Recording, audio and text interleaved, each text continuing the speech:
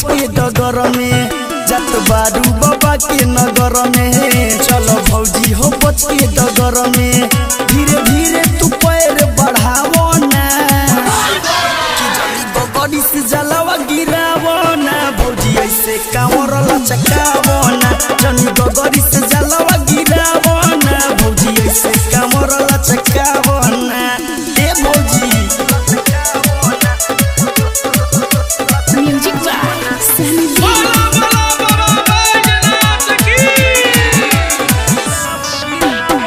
रहना हरबर में हो जाई गरबर करना बेसी तमाशा हो।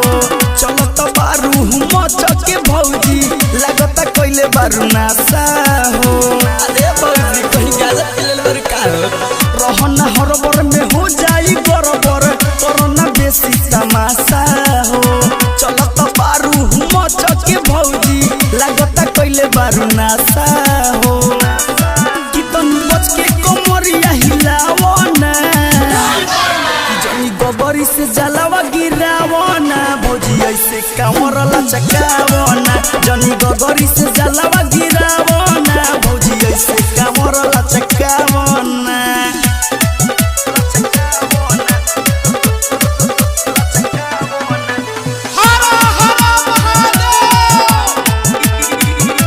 ए भौजी बाबा के भक्ति में भइलू बावरिया कैसे करी तोहे माना हो।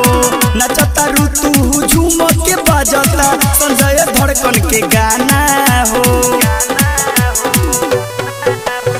बाबा के भक्ति में भइलू बावरिया कैसे करी तोहे माना हो।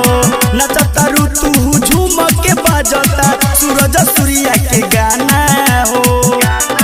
अमित हरिओम के संगे नचावो ना कि जनी गगरी से जलावा गिरावो ना भौजी ऐसे कांवर लचकावो ना जनी गगरी से जलावा गिरावो ना भौजी ऐसे कांवर लचकावो ना।